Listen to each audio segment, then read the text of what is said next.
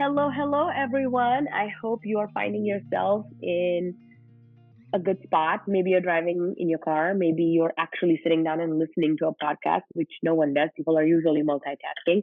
But today we're going to have you at the edge of your seat because something we're all walking towards but don't want to talk about is menopause. Yeah, I said it. The M word, it's happening. And whether we're prepared for it or not, it's going to come. But an interesting fact that most of us don't know is while menopause happens near to 50, body starts preparing for it a decade before. And given that, today I'm going to talk to a awesome human being, Kate, and she's going to talk about how you can kind of prepare for this. And you can prepare for things that you don't know about. So without further ado, let's get into it. Hello, Kate. How are you? Darshana, I'm good. I'm good. Thank you for having me. Would you mind introducing? Oh, thank you for making time for me. I'm very excited to, share your wisdom with all of the listeners. So, would you mind introducing yourself, please? Yeah, my name is Kate Whetsel, and I am a personal trainer. I've been a certified personal trainer for, oh gosh, it's a long time now, like 13 years. 13 years, yep. Nice. And yeah, I work here in Ballard. I have my own gym, Resolve Fitness, with my co-owner, Sarah. And really, I don't know, I love training people. I also got into becoming a health coach a while back as well, because I knew that there was so much more to helping people than just giving them workout. And they really needed to know more about their bodies, more about nutrition, more about lifestyle and mindset, and how all those pieces work together to help you be the healthiest, happiest human that you can be, rather than just like going through the motions of working out and then trying to diet and do all these things that aren't tied in well together and being frustrated. So I got into health coaching. I also have a background in CrossFit, and do a lot of work with kettlebells. And lately I've been into doing gymnastic type training and things like that. So I try and bring a little bit of that into my training with clients, although I will always meet them wherever they're at. Even if that's the very, very, very beginning. I actually like working with beginners a lot. That's awesome that I know about the health coach angle of it, because it really helps bring things together, right? As I'm sure you know, it's more than just what you're doing in this session. You got to start way back when. So, what's your story? Like, how'd you get into this? Oh gosh, like how did I get into this? I think I started out in fitness like a lot of women, pursuing the weight loss and trying to, get skinnier because I'm of a certain age. And back then, in the 1990s, yes, being skinny was the thing to be. It's like you were always supposed to get smaller and leaner and everything. And so I was trying to become that because I wasn't naturally lean and thin. And then it evolved over time, and I ended up lifting weights. And I don't even remember exactly how I got into lifting weights, but my senior year of college, I just started to, and it's really transformed the way I felt in my body and out my body. Through my 20s, I dabbled off and on because I was out busy having a social life and partying, and that doesn't go very well with actually getting up and training in the morning. Mm-hmm. And really, I didn't fully buy in and commit to my fitness and wellness until after I had my first baby. And I just was completely disconnected from my body. It had transformed. My body composition completely changed in that time. I gained like 35 pounds, which I guess is, average-ish. But my baby was like 6 pounds, 10 ounces. And I looked at her and I was like, that's all? You mean the rest is me? I think a lot of women have that experience. And so I started to get back into a little bit more strength training, but it was at home and it was using like 5-pound weights and a step and, the thing that was also the at-home thing to do. But I didn't get back into training until after I fell off a friend's barrel racer, had a very hard landing on very hard ground, ended up causing some lumbopelvic trauma that took over a year to heal. But in that course of that time, I learned that I had to have actual core strength and that it had been absent. I'd been chasing abs, but I had no core. And so in the process of healing and seeing physical therapists, I actually hired a personal trainer for myself. It was like, please help me get strong again. I want to be able to do things. And it was hard for me to pick up my kid at that point.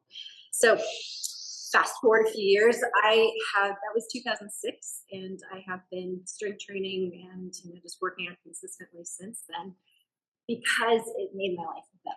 Not because I got skinnier or anything else, but all of a sudden I was like, oh, I have more confidence. I feel good. I don't hurt as much. I don't worry about as many things. And it was really the confidence piece that made me want to do more of it. And then also, I was a military spouse at the time. I mean, I'm still a military spouse, just retired. Um, and it's not an easy lifestyle. And it's a lifestyle that you can get pulled into some pretty unhealthy coping mechanisms. And a lot of women feel very lonely and alienated and a little bit powerless because you don't have a lot of say in how your life goes. The Army kind of dictates where you're going to live, when your husband will or will not, or partner will or will not come home from work. So many things that are out of your control. And so being able to do something that was helpful for myself and created a little bit more of that strength and confidence, I wanted to give that to other Army spouses. So then I became a personal trainer. And that's what I started doing, was working with other Army spouses, trying to help them not just get skinny, because that was still, it's still persistent pressure, but to really connect to their bodies and feel whole and healthy and strong and empowered, even if their lifestyle is a little crazy around them. So that's the long version of mostly how I got to today. But that's so wonderful, that sort of the journey of finding your true why, finding I just want my life to be better. And then once you find it, it's almost like a calling that you have to help other people see that, right? So, and you're right, a lot of times when coping strategies controlling our life, and when your life truly cannot be controlled, it really comes in handy to have some good habits, and exercise certainly one of them. So given that it sounds like you primarily work with women, is there a certain period of life or certain age group that you enjoy working with most? I'd say right now, my favorite age group to work with is between 40 and 60. And yeah, I do have male clients, and they are absolutely wonderful people. But I love working with women because I understand what they're going through. A lot of times, if they're a little bit younger than me, I know what they are beginning to go through because I did it myself, and I can kind of help troubleshoot a little bit, and maybe possibly save them a little bit of struggle, I guess. If I can help somebody avoid the struggle that I went through, then it was worth going through. I also love working with women who are already in menopause, or in their 50s and into their 60s, helping them learn to work with their new physiology in a way that's really going to benefit them. It's going to keep them from having any more bone loss. It's going to help them maintain greater muscle mass, because both of those things are key to long-term health and longevity. Whether you like working out or you like lifting weights or not, it's really essential after a certain point in your life if you want to have a great life after retirement, and when you have grandkids, if you have grandkids, if you want to do all those amazing things later on in life, you have to lay the groundwork now. And so I really love, and I'm passionate, I can say I get all animated when I talk about it, really love helping women connect to that strength and connect to taking care of their body and looking at it as an instrument and a vehicle, not just an ornament or something to be pretty and looked at, and to feel like they have a little bit more of that empowerment as they go forward in their life. It's the controlling your controllables thing again. You're not in charge of anything, but there are certain things that you can have a big influence on. Yeah, that's I think that's such an important message, is to what your body needs versus what you want, right? There are certain periods in life where you need an expert to tell you what you need, because there's no instant gratification when you're preparing for something. I always tell people preparing for post-menopause is sort of like your retirement account. It just hurts that the paycheck is having some withdrawals, but you're going to be grateful. Yeah, I know. Muscle is your 401k. It is your health 401k. End of story. Yep. It's a fantastic way to what look are at. some of the common challenges that you see? What are some of the common complaints? This particular perimenopause wonderful age group of 35 to 48, where people are still not in menopause but kind of working their way there. Yeah, a few things. First of all, they just don't feel right in their bodies. Like, I think that's really one of the first symptoms or signs that things are changing. It's like, I don't feel like myself. My moods are a little off. My body just doesn't feel great. Maybe your sleep is starting to be affected a little bit. Those can be like early signs and discomforts. As it gets further on, yes, the hot flashes can often be a big signal for a lot of women. I remember waking up in the middle of the night when I was 40 and just being soaking wet and having no inkling that anything was going on with my body. I hadn't even heard the word perimenopause before. So that's a definite sign too, when you just randomly start having night sweats and things like that. But also, they start to feel like the workouts that they had been doing for like 10, 15, 20 years, the boot camps and the spin classes, or going for lots and lots of long runs, or whatever they've been doing, it suddenly doesn't feel good anymore, or it suddenly isn't working. Or a lot of Mm-hmm. times, a very common theme and common thing that women will say is, I haven't changed anything and I'm gaining weight and nothing is working for me anymore. And it's because they haven't realized that their body is changing and they need to change along with it. But you can't change what you don't know about and you don't understand. And I know I certainly didn't. And I was very fortunate when I started going through perimenopause, in the sense that I was doing a lot of the right things accidentally. And I took a lot of walks with my dog. I was doing CrossFit, so I was lifting heavy. I was already eating a pretty healthful, protein heavy diet. So all of those factors, I think, really saved me, honestly, from more struggle. But yeah, those are the primary ones that I hear Yeah, from. right on. Those are the ones I hear too. Number one being I have not changed anything and I'm just gaining weight. The weight Yeah. gain and the hormonal shift is just so real. So, what are like your top three sort of like recommendations for somebody who's feeling frustrated with the weight challenge of this menopause perimenopause phase? Start with tracking. I know it's like the most boring thing ever, and people often feel busy. Oh, I don't have time to keep track of this stuff, or it's so tedious, or something like that. But you can't change what you don't understand, once again. So you need to know where you're at. You need to know how you're eating. And even if it was, kind of instinctive, and you were just following along with the pattern that had worked for you for years and years, and you haven't changed anything, it may not be what you need now. And it could be that, most likely, that women are not consuming enough protein. They're also not eating large enough meals. And so they end up Mhm. snacking and being hungry like way into the evening and night. You know that feeling where you come home at the end of the day and you're like basically mowing through the pantry all night long and you still haven't eaten that of satisfaction yet. It's like, Mhm. that is usually a sign that A, you're not eating enough protein, and B, you're skimping on your meals, and especially the ones earlier in the day. So I would say track, write down everything that you eat for like 3 days, at least 3 days. 5 to 7 is better. 3 is enough. Start looking for patterns. Like, what time of day are you eating? What are you eating? How much are you eating? Look at your proportion of, like, how many protein sources did you actually have? You don't have to measure it on a Mhm. scale, but like, how big is it compared to your hand, or how much of it was on your plate? How much of that did you have in comparison to other things, like maybe less nutritive carbohydrate sources, or the easy to grab snacky things? If you first dial up your awareness, then that empowers you to make some of the effective changes. But if we're not tracking and we don't know, then we don't know what to do, and we just feel overwhelmed and like our body's working against us.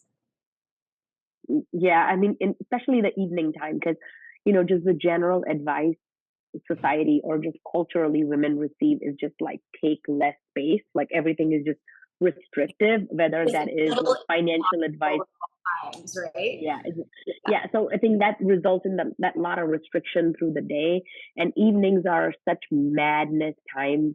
Everybody's hungry. You're figuring out dinner. Nobody has time to think about have I had protein. So I think that just that logging of meals. You're right. Like awareness is the key. You cannot manage what you're not measuring. Yeah. And it's again, a gentle reminder that it may not be what you're doing wrong. It might just be a hormonal shift. So what you've been doing, which is a good strategy, you might just need a new strategy because the hormonal environment is different, right? Um, so you gently touched upon like how protein is important and kind of just making sure nutritional challenges, the best thing to do is watching your protein intake. Are there other things that are, kind of like less spoken or less known, things that can help nutritional challenges that come with menopause? Fiber. We need lots more fiber. We need to have at least 25 grams a day, which if you start looking at nutrition labels and of what you're eating, it's like, oh, I'm not getting very much in here. And fiber comes mostly from plant sources as well. So, if you start eating more fruits and vegetables, like whole fruits and vegetables, you know, that can really help drive up both, the nutrition that you're getting is crowding out, space where you might be eating something snacky and non-nutritive with no fiber. And it also is giving you all the nutrients that you need as well. So more fiber, so more fruits and veggies basically to get that fiber. Yeah. So, along the same lines of different challenges, there is weight gain, there's nutrition, and the third one I see is mood. So, can you comment on like how strength training can help somebody manage their moods in this transition and otherwise as well? Yeah. Strength training is amazing. One of the qualities that it has that researchers found in the last, I believe, 3 years was that there's a hormone called irisin that's released by the brain when you start strength training. And strength training specific, it is not the cardio related hormone. And that is both neuroprotective and a mood boosting hormone. It also strength training helps release myokines from the muscles themselves, which is like kind of an antidepressant that's going around in your body as well.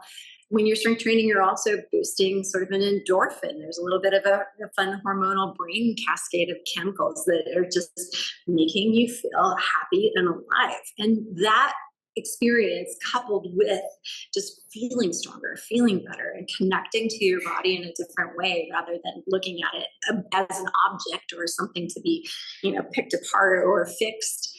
It just can really change your experience of your body. And those changes in your brain chemistry are lasting. They're going to stick with you for, several hours at least. It's basically like an antidepressant, which is why a lot of people end up getting into fitness and getting into a lot of working out because they feel so much better, just mood wise and cognitively, as opposed to how they might feel otherwise. Walking is also incredible because it stimulates the parasympathetic nervous system. So that's our rest and digest. It sort of calm things down. The body loves locomotion. Anything where those limbs are moving in those opposite, the coordinated fashion. So walking, running, things like that. The brain loves it. It's designed to do that. That's what kept us alive, for so many years is being able to get up and move. And so, doing those things all stimulate better mood, as does rest, adequate recovery. I mean, women, in our age group are so driven and such amazing people and trying to be responsible for everything under the sun all at the time. And I think it has been a learning lesson for me as well in the past few years. We think we should be able to do it all. We think we have to do it all the time. But it's unreasonable and unrealistic. We have to have that downtime. We have to have that recovery time. Otherwise, we really, really suffer. And that's going to affect our sleep. That's going to affect our mood. That's going to affect how our body feels. We're going to be achier along with being moodier. And so rest, recovery, walking, that's all in there too. So if I had to pick two things for women to do to really invest in if they're short on time, walking and some kind of strength training. Those are going to be the happiest, most accessible things that are going to give you the most bang for your buck. That's right on. I read somewhere a while ago a statement that just kind of stuck with me is a lot of times women are told not to lift. A lot of times in your life, when you're young or when you are pregnant or when you just had a baby, just had a surgery, a lot of times you get told the message, don't lift anything heavy. And it's meant for that period. But never in your life, anybody tells you, lift something heavy today. Just go pick up something heavy, right? Nobody tells you that. So it's almost like you were never told to lift something heavy. And no.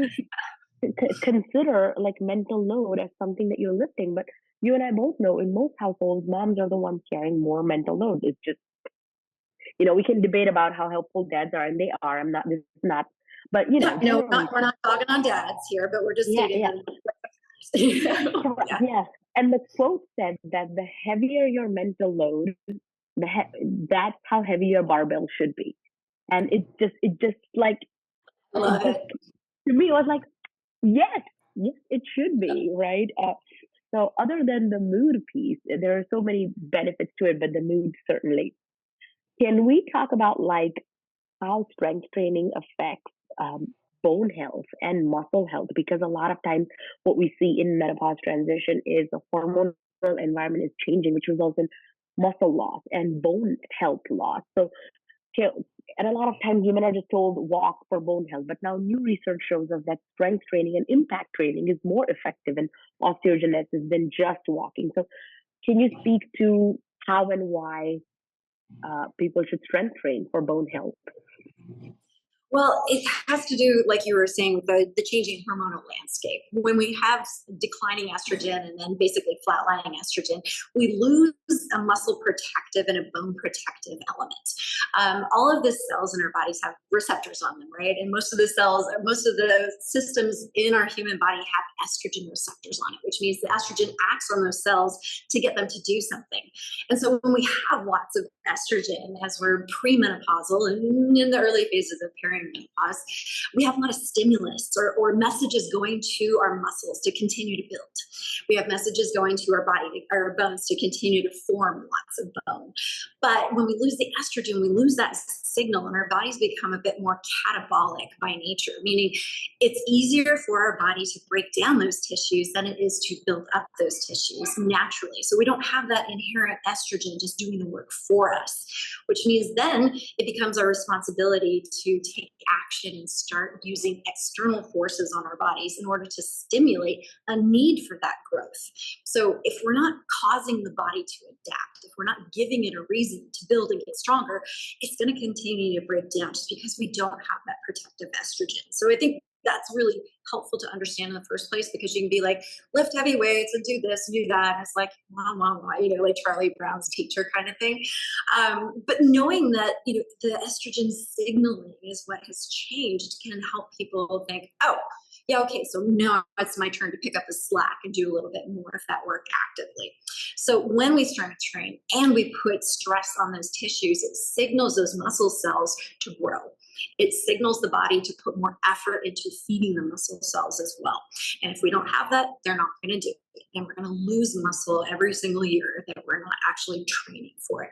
And the stimulus can't be light and gentle. Like, it needs to be heavy. Heavy is relative to the user. A lot of times women who have not strength trained a lot, they hear the word heavy and it's like the CrossFit, woman with the giant barbell over her head comes into their mind. They're like, that's heavy. I can't do that. It's like, no, heavy is relative to the user. It can be for some women when they're starting out, 10 pounds is really heavy, but it's relative to what you need, and those needs will change as you train. But we do need that heavy stimulus, and it needs to be from compound movements, things like squats and deadlifts and presses, things that are using multiple joints on the body where we have to integrate our core as well. And we just can't sit there and do, like, a bicep curl is a good example of something that is not a multi-joint thing, and it's pretty much just stand there and do that. Yeah, There's nothing wrong with bicep curls, but it's just not where we want to focus our I hear you. I totally hear you. I hear your struggle. I'm just like, there's nothing wrong with bicep curls. But I feel like, a rule of thumb because patients always like to ask me, what's a good exercise for this?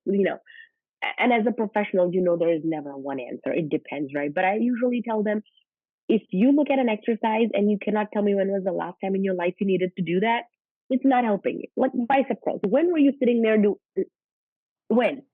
picking it Never. up over and When over and over again. Yeah. yeah, when were you in all fours looking for a piece of Lego under the sofa? Yesterday, probably. Yeah, yeah. Getting You up know, off the floor uh, with your kid on your hip or something like that too, yeah. or So finding over something. away. Yeah.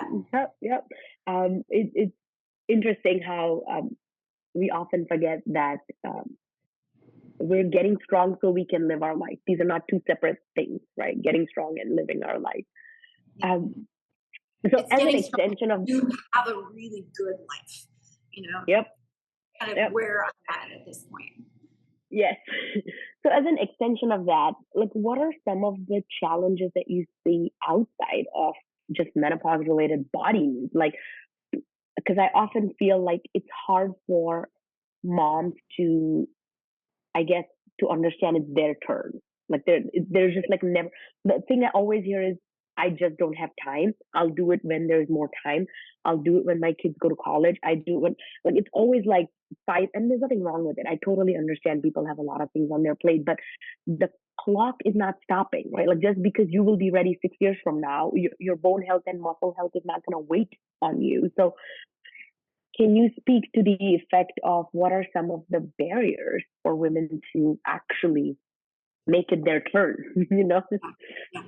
You nailed it. I think the biggest challenge facing most women is permission to take care of themselves. And I don't mean permission from other sources. I mean like an internal permission to put themselves at the top of the list. And people often like get a little bit taken aback or sometimes even offended by that statement like, oh, top of the list, you're being selfish, you're neglecting your family because you have prioritized your health and your time top of your responsibility list. And that can feel really foreign and a little bit scary for a lot of women, especially if they are, the person who is responsible for so much in their household. They've got little kids who depend on them, or they have big kids who depend on them. I've got big kids who depend on me. And you just, it's hard. It is hard at first to give yourself that permission. But if you don't, you're going to suffer. I mean, there's no way around it. If you do not care for yourself, you will suffer. It's whether you suffer now, whether you suffer in a few years, or whether you suffer in 10 to 20 years. But you're going to. And if you're not taking care of yourself, and I'm going to like plug the little like guilt button here for people, hit a little pain point. You're also cheating your family out of a good role model and out of a strong future because you are probably cheating them out of a healthy you longer into the future. You might be putting yourself in a position where then you're going to be frail, you're going to need help, you're not going to be able to do the things with them that you wanted to do. And if your kids don't see you taking care of themselves, particularly girls, prioritizing your own health along with the family's well-being, they're not going to do that either. You're going to do what's Yeah. modeled for them. So if I have to like hit some hard buttons to get somebody to move and to like No, but change their perspective a little bit, like you can find 15 to 30 minutes for yourself. yep. You can find it. You're going to have to look. You're going to have to move things around a little bit, and you're going to have to also give yourself that permission to care for yourself. Yeah. It's tough, but I think that is the number one challenge for women. Yeah, but you put it wonderfully. Like kids do what they see you doing, and not what you tell them to do, right? So if you are raising children, particularly girls, if they don't see you prioritizing yourself or taking care of yourself, that's where that inner voice develops, right? Where they don't give themselves the permission. So thank you for saying that. It's, I think, and guilt is a very powerful motivator. So if whatever gets the job done. It doesn't always work. So So, given my line of work, I see the overlap of sort of pelvic health concerns. Sometimes people are not returning to their health and fitness goals because they are peeing their pants, or they have, yes. gut issues, or they have pelvic pain. And sometimes it's the opposite, where people just think that's a normal part of aging and just keep doing what they're doing without fixing it, which is sort of like might make it worse. So, how often do you encounter, you know, people with pelvic floor problems, and how are women open to talking about it? When they come to see me, that's what they're talking about, because that's what I do. But outside, a lot of times people come to me because their trainers send them my way, right? So can you speak about how sort of pelvic floor problems show up in your world? Yeah. No, it's when I really started going through perimenopause and started really feeling the changes myself and experiencing some of those, urinary challenges sometimes that had not existed before. And I had two kids, two full kids, full pregnancies, the whole thing. I and I started learning more about it and sort of some of the hormonal influences on what's going on. Gave me the courage to talk to my clients about it. It gave me I'm like, if I'm not talking to them about this, then we're glossing over this thing. It's a really big deal and issue. And it's something that is important to their overall health, their core strength, and everything else. And so we just started approaching it and, talking to them about, leaking, and are you having any pain? Are you having any problems? Like, where are you at with your pelvic floor? Teaching them about pressure management. That's a huge piece in strength training that can be extremely beneficial for pelvic floor awareness and health, at least on my strength training end of things, is that teaching people how to breathe more effectively so that they're not bearing down and putting lots of pressure down into their pelvic floor all the time, but able to like really get their rib cage to expand, keep a good stack between their rib cage and their pelvis, really learn to use their transverse abdominis or their deep abs a lot better, so that those things can be in more support, and especially glutes and shoulders as well. So the whole core is supported, and that poor little pelvic floor isn't like trying to pick up the slack for all these other areas that aren't doing their jobs. And then there's also learning how to breathe with your pelvic floor and in tandem, so that your diaphragm and your pelvic floor moving together. Like in a squat, you want to breathe in a certain pattern. In a deadlift, you want to also breathe in a certain pattern. If you're getting ready to do a side leap, sometimes you have to think about it first. Obviously, we want to go into like the unconscious reflex, but sometimes we need to know, like, do I need to feel something? What am I looking for here? And it can also be a big indication with like hip issues. And I'm sure you see this. We're diving into your lane here. Persistent hip issues. If we have done everything under the sun for like mobility and hips are moving well, but something still hurts, it's often like a pelvic floor issue. And then I send people your way because that's beyond my expertise. Yeah, it's usually all connected, right? It just takes somebody to connect the dots for you, and then it's like, why didn't anybody say that before, right?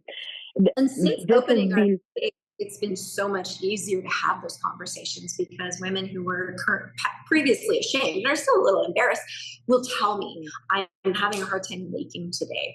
And so we'll kind of track either where they're at in their cycle to see if maybe there's a hormonal influence or if it's a stress thing. And we kind of try and isolate, or not isolate, but identify maybe what some of the factors are in their current discomfort and see what we can do about it. Yeah. And sometimes it's just thinking out loud, right? Like certain movements, just all they need is scaling down or modification for you to just be happy and confident in that movement, because hormones have a huge impact on incontinence, and menopause is known for increasing incontinence. So it's just good to have a trainer who can talk about it and give you strategies, as again, we're just sort of normalizing it. Exactly. This was super helpful. I can talk to you all day about menopause. I would listen. But if we were to like kind of sort of summarize this as to what's the one thing you want all women to know when it comes to the context of health and fitness goals as they navigate perimenopause, going into menopause, what's the one thing you want them to know? That's hard. There's so many. I got a list. If I had to boil it down to one thing, it would really be, okay, can I say two? Almost everyone does, so yes. Like I could do two. Number one is put yourself at the top of your list. If you have been kind of like at the bottom of your list, or you've been waiting to take care of yourself or waiting for that magical sign that there's time, it's not going to come. It just won't. There'll never be a magic moment. And the time that you have right now is optimal. It's like, especially if you are in your mid to late 30s or anywhere in your 40s, it is like this beautiful, amazing moment where you can really affect your health for the rest of your life by making some changes now. So putting yourself at the top of your list is huge. It is the biggest thing that you can do for yourself and your family and your loved ones and the people you work with in your community, all the things. Everybody benefits. And then second is muscle is your 401k. It's your health 401k. It's going to help you maintain a leaner body just over time. It's going to help you have stronger bones. It's going to help you feel better. If we want to talk about aesthetics, it's going to help you look better because you're going to fill out your clothes better. And it's empowering. it's just incredibly empowering once you kind of allow yourself to go that way if you haven't before. So I think those would be my absolute big two. If I just slide another one in there is, make sure to rest enough. Take walks, rest enough. I will stop there. Oh my God, this has been wonderful, Kate. I wanted to ask you, where can people find you? I have my business is sorry, I'm bumbling all over the place all of a sudden. Resolve Fitness here in Ballard. We're right next to the Ballard Bridge on Social. You can find us at www.resolvefitnessballard.com. I work there with my business partner Sarah, who's also a coach and trainer, and on Instagram, which I post fairly regularly, but I'm gonna keep going there. Yeah. I'll put all your stuff down there, your Instagram handle and all of that. But thank you so much for taking time. This is wonderful. And we'll talk again. I have a few more questions I wanted to ask, but in respect of time today, I had to limit to sort of this period of perimenopause, menopause. But thank you so much for taking out time. You're welcome. Thank you for having me. Pleasure's all mine. All right, guys, I hope you had fun. We're going to have a part two because while talking to her, I have like 6 more questions, but I want to keep these like short and snack size. So we'll have a part 2 at some point. For now, thank you for listening in. And as always, I love to hear back from you, and you know where to find me. Bye.